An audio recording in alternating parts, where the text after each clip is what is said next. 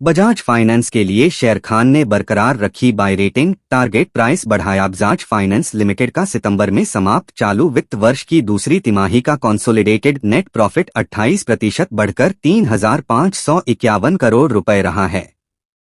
Company का कुल खर्च सालाना आधार पर 6,222 करोड़ रुपए से बढ़कर 8,624 करोड़ रुपए हो गया।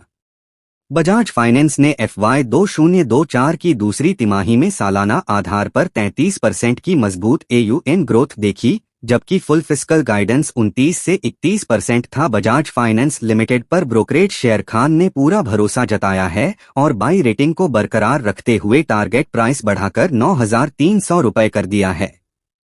बजाज फाइनेंस की अर्निंग्स जुलाई से सितंबर 2023 तिमाही में सालाना आधार पर 28% बढ़ी है।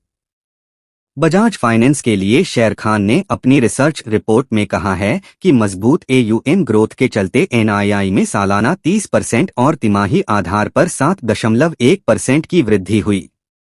हालांकि NIM तिमाही दर तिमाही आधार पर 12 बेसिस पॉइंट कम रहा।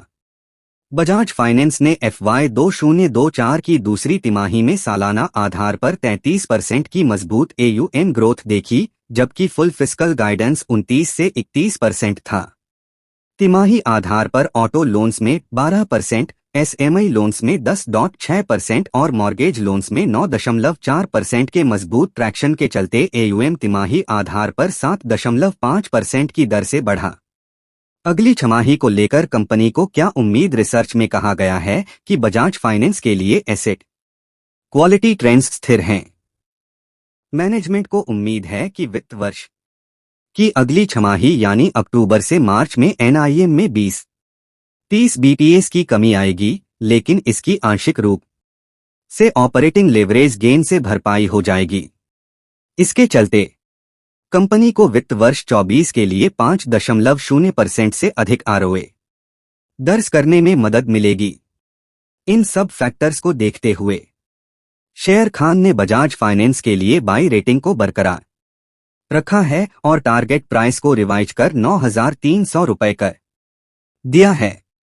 कंपनी का खर्च भी है बढ़ा गया। बजाज फाइनेंस लिमिटेड का सितंबर में समाप्त चालू वित्त वर्ष की दूसरी तिमाही का कंसोलिडेटेड नेट प्रॉफिट 28% बढ़कर 3,551 करोड़ रुपए रहा है। कंपनी ने एक साल पहले जुलाई से सितंबर तिमाही में 2,781 करोड़ रुपए का नेट प्रॉफिट कमाया था। सितंबर 2023 तिमाही में कंपनी की कुल कंसोलिडेटेड इनकम बढ़कर 13,382 करोड़ रुपए हो गई, जो एक साल पहले इसी अवधि में 9,974 करोड़ रुपए थी। कंपनी का कुल खर्च सालाना आधार पर 6,222 करोड़ रुपए से बढ़कर 8,624 करोड़ रुपए हो गया।